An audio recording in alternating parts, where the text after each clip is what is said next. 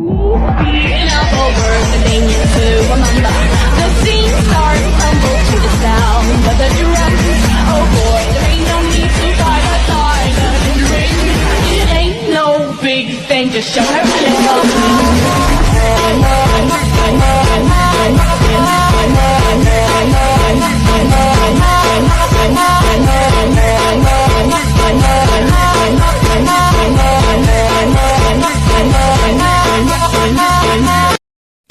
Assalamualaikum warahmatullahi wabarakatuh. Perkenalkan, nama saya William Zulfadli dengan NIM H10512410991. Di sini saya akan menjelaskan tentang hardware atau perangkat keras, khususnya tentang cara kerja komponen perangkat keras komputer dan pengembangan komponen perangkat keras komputer pada saat ini. Baiklah, pertama saya akan menjelaskan cara kerja komponen perangkat keras komputer, yaitu ada CPU atau Central Processing Unit. Nah, CPU ini berfungsi sebagai otak dalam sebuah komputer. CPU bertugas menjalankan semua perintah dan mengolah data. Nah, CPU ini terdiri dari dua bagian utama, yaitu yang pertama ada ALU atau Arithmetic Logic Unit. Di sini ALU berfungsi sebagai perhitungan matematis dan logika.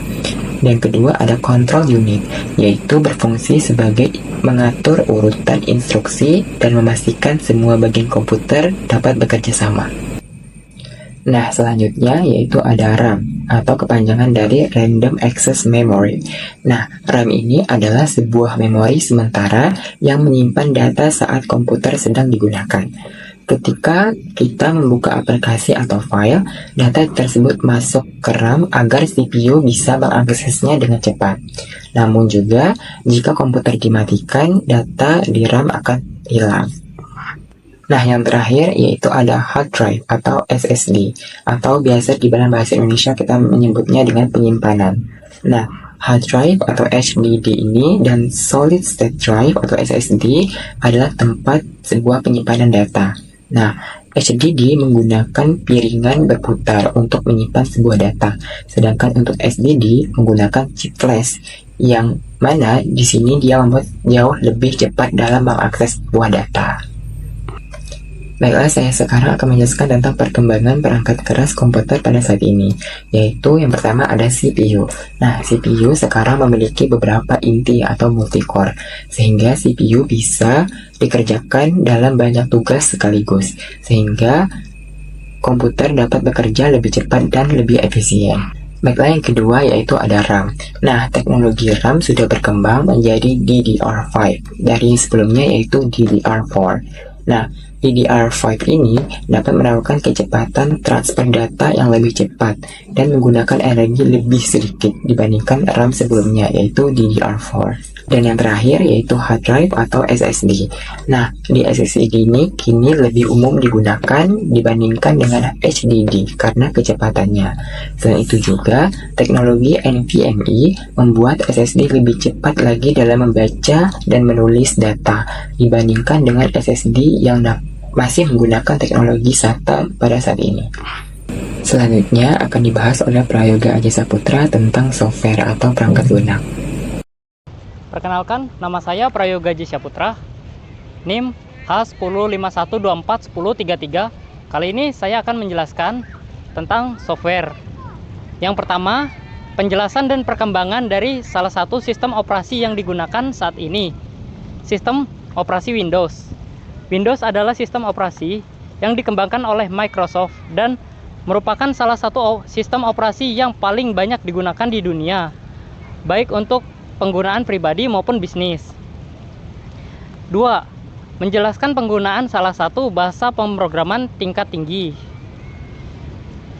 Bahasa pemrograman tingkat tinggi adalah bahasa yang dirancang untuk memudahkan manusia dalam menulis dan memahami kode pemrograman. Salah satu contoh bahasa pemrograman tingkat tinggi yang sangat populer adalah Python. Penggunaan Python dikenal karena sintaksisnya yang sederhana dan mudah dipahami, membuatnya ideal untuk pemula maupun profesional. Berikut adalah beberapa penggunaan Python di berbagai bidang. Yang pertama, untuk pengembangan website. Yang kedua, data scientist dan machine learning. Yang ketiga, pengembangan aplikasi desktop. Yang keempat, pengembangan game. Yang kelima, IoT atau Internet of Things. Perkembangan perangkat lunak saat ini, perkembangan perangkat lunak modern telah berkembang sangat pesat seiring dengan kemajuan teknologi. Contohnya komputasi cloud. Banyak perangkat lunak saat ini yang didistribusi sebagai layanan berbasis cloud seperti Google Docs dan Microsoft Office 365. Ini memungkinkan pengguna untuk mengakses aplikasi dari mana saja dengan koneksi internet. Yang kedua, kecerdasan buatan atau AI, Artificial Intelligence.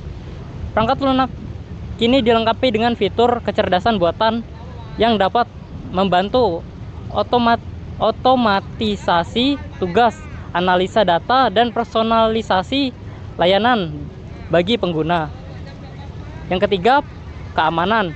Perkembangan perangkat lunak modern juga menempatkan fokus besar pada keamanan dengan enkripsi, autentifikasi multifaktor, dan manajemen identitas untuk melindungi data pengguna. Sekian dari saya, terima kasih. Perkenalkan, nama saya Rafin Firdaus dengan NIM H105-1241085. Kali ini saya akan menjelaskan tentang salah satu dari peran brainware. Programmer adalah individu yang bertanggung jawab atas menulis, mengembangkan, dan memelihara kode-kode yang membuat perangkat lunak dapat berjalan. Tugas dan peran seorang programmer meliputi 1. Membuat kode program, 2. Memecahkan masalah teknis, 3. Mengembangkan dan menguji program, dan 4. Mengoptimalkan kinerja program, dan 5 adalah mendokumentasi. Perkenalkan, nama saya Muhammad Rifki Maulana. Kali ini saya akan menjelaskan dampak positif dan negatif dari penggunaan perangkat komputer. 1. Dampak positif: meningkatkan produktivitas, mempermudah pekerjaan terutama dalam hal perhitungan pengolahan data dan otomatisasi tugas. 2. Akses informasi yang cepat.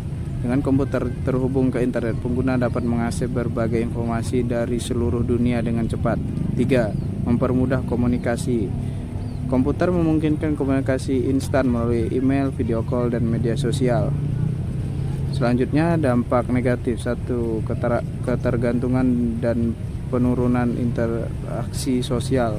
Penggunaan komputer yang berlebihan dapat menyebabkan ketergantungan, di mana seorang lebih berinteraksi dengan perangkat daripada orang lain.